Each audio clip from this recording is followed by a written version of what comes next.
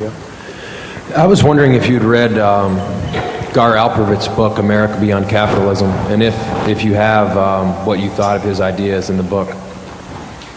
Could you repeat the title and author of the book, please? I didn't catch it either. I was wondering if you'd read Gar Alperovitz, America Beyond Capitalism, Okay. and what he thought of it. Gar Alperovitz's book, America Beyond Capitalism. That's a very important book, and the work that he's doing that's described there is extremely important.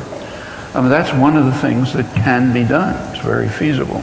The book reviews work that Alperovitz mainly has been involved in for some years in trying to develop worker-owned enterprises, mostly in Ohio. It took off in Ohio for very interesting reasons.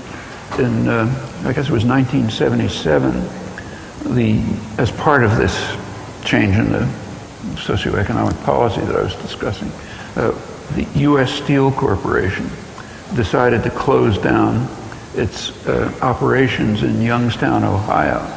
Youngstown is a steel town that was built by and around the steel industry. The working people, the community were extensively involved in steel production and everything that flows off of it, and manufacturing plant spawns all sorts of other things. So it was a steel town. U.S. Steel decided to sell it off, kill the town. Instead of just giving up, the workers in the community, what are called the stakeholders, offered to buy the plant and run it themselves. That could have been done. With enough public support, it could have happened. These were not public issues at the time. It did go to court. The union took the case to court to try to get the right to do it. They lost in the court, but they could have won, and it could have been carried forward. Well, so it was a kind of defeat, but like a lot of defeats, it wasn't the end of the story. It was the basis for moving on to something else. And what it spawned was a lot of much smaller scale efforts to establish worker-owned enterprises.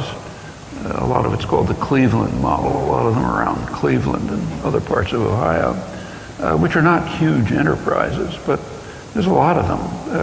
Alperovitz in his book reviews all of this. You can look at it for details. And these are, notice, worker-owned. That's short of worker-managed.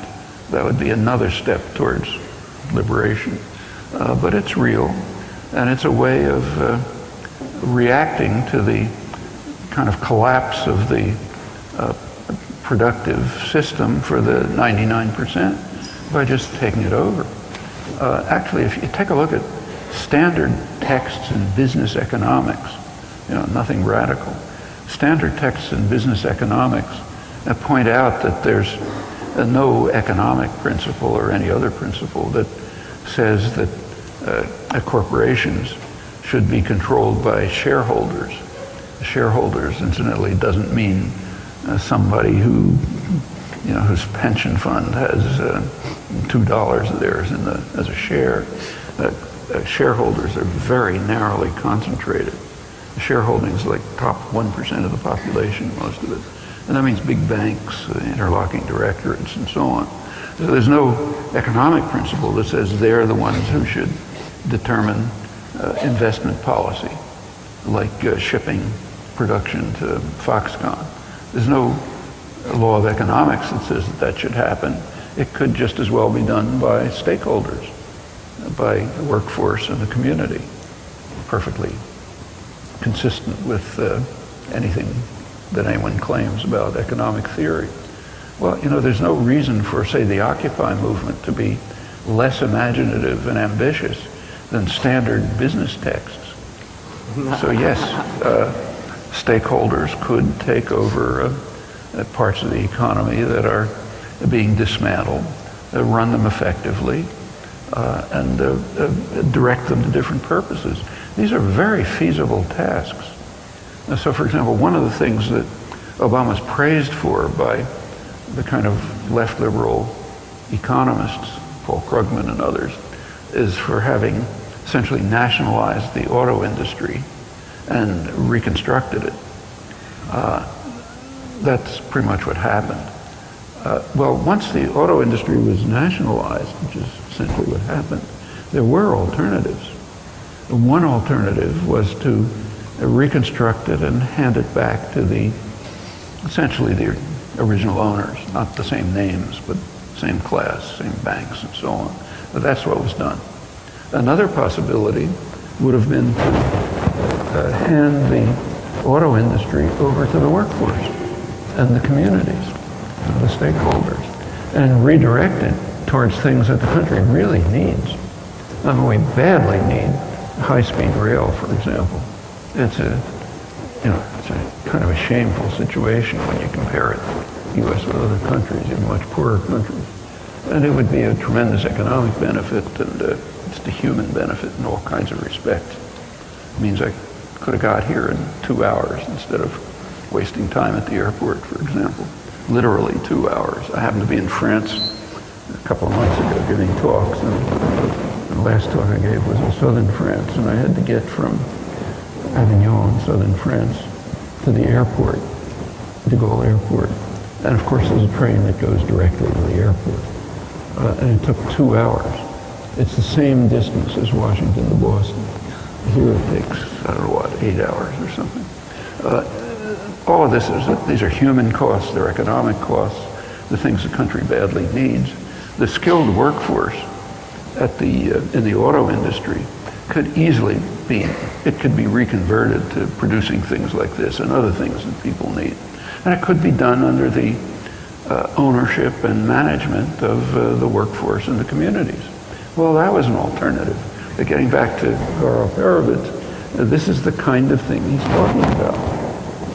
I don't remember if he talked about that particular case, but it's the kind of case that's coming up all the time. And these are very feasible things. They're not far out and utopian.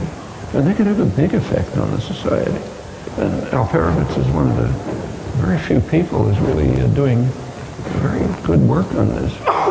The book is certainly worth reading, thinking about what it describes, what options it suggests. But this comes up all the time, I should say. Like in Boston, I live in Boston, about a year ago, in a suburb of Boston, Taunton, a manufacturing town, there was a reasonably successful high technology small manufacturing plant that was producing equipment, high-tech equipment for aircraft. And they apparently were doing okay, but they weren't making enough profit for the managers in the multinational corporation who owned them. So the corporation wanted to just dismantle it. The union, United Electrical Workers, wanted to buy the operation and just run it themselves. Well, the corporation wouldn't agree. I suspect that they wouldn't agree mostly on class grounds. It's kind of not a good idea to let people own and manage their own workplaces and get the wrong idea. Anyhow, whatever the reason, it didn't work. But if, say, the Occupy movement had been around, and if it had been active and energetic enough, and had reached out sufficiently, that's the kind of thing it could have participated in and supported and maybe gotten it over the edge. Well, that'd be important in maintaining, say, manufacturing in Massachusetts. And that kind of thing goes on all the time. These are options that are all over the place. So, and Gar Alperovitz, by the way, who's also had a long, distinguished career, starting with his book Atomic Diplomacy about 50 years ago, is here at the university.